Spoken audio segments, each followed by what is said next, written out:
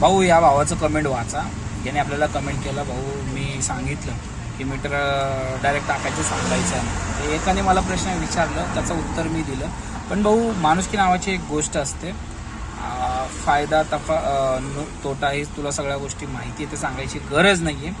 पण मीटरने मार्च जानेवारीपासून आपण मीटर टाकतोय, तर मोस्टली बऱ्याच लोकांना माहिती आहे. ज्या लोकांना माहीत नाही त्या लोकांसाठी त्यांना फोन करून ॲडजस्ट करणं गरजेचं आहे. फॉर एक्झाम्पल कुठे कोणत्या साईडला विचारावं लागतात, स्टेशन साईडला गेलात, स्वारगेटला गेलात, तर काही लोक बाहेरून आलेले असतात, त्या लोकांना काही सिस्टीम माहीत नसतं, त्यांना आपण फोन करून विचारू शकतो आणि सांगू शकता.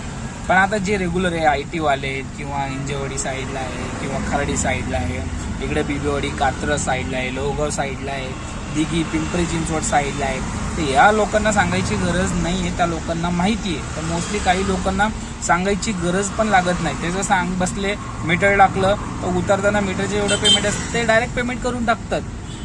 माहिती भाऊ. आणि ज्या लोकांना माहीत नाही त्या लोकांना सांगा. आणि दुसरा प्रश्न तू विचारला, तर काही लोकांना मीटर इतके पैसे नसतात, तर एवढंच माणूस की माणूस समजू शकतो की असं नाही की त्यांना भांडतच नाही की एवढं झालं एवढंच दे, नाही ना. तर भाऊ काय आहे, ज्याच्याकडे नसेल तर त्याला ॲडजस्ट करतो. आता मी तुला सांगतो भाऊ, माझं स्वतःचं वैयक्तिक मत सांगतो. मी बऱ्याच लोकांना ज्यांच्याकडे पैसे नसतील, काय नसतील, कमी असेल, तर मी सोडून देतो. मी स्वतः माझं सांगतो, मला दुसऱ्यांचं माहीत नाही, पण मी बऱ्याच लोकांना फ्रीमध्ये सोडतो भाऊ. काही जागी, काही ठिकाणी मी स्वतः बऱ्याच जागी काही सिनियर सिटीजनना, अंध अपंगांना मी स्वतः मदत करतो. आणि आमच्या इथल्या काकू मावशी कोणी ओळखीचं असू किंवा अनोळखी असू, मी त्यांच्याकडे सुट्टे नसतील किंवा काय नसेल तर मी त्यांना सोडून देतो. काही लोक तर 1-2 रुपये पण सोडत नाही, मी 50-50, 100-100 रुपये पण बऱ्याच वेळेस समोरच्या व्यक्तीला बघून सोडतो. एवढी तर माणुसकी कळते. पण काही नालायक लोक असतात की जे वाद घालतात.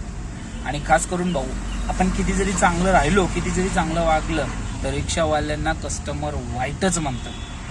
तर विचार करतो तसं का म्हणतात. तर या गोष्टी आहेत. कस्टमर त्याच्या चुका बघत नाही, त्यांना त्या बुक करताना ते वाचत कसं काय नाही. बुक कोण अनपढ व्यक्ती करत नाही ना, बुक तर चांगलं शिकलेला माणूसच करतो. त्याच्या खाली लिहिलेलं असतं, तुम्ही ड्रायव्हरशी मिळून फायनल रेट ते करू शकता. मग ते ओलाच्या हिशोबानेच का पेमेंट देतात, उबरच्या हिशोबानेच का पेमेंट देतात, ते विचारतात का? सगळ्या गोष्टी आपणच सांगावं लागतात, नाही ना.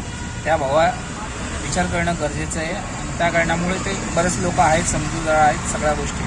ठीक आहे, भेटलं तुझ्या प्रश्नाचं उत्तर.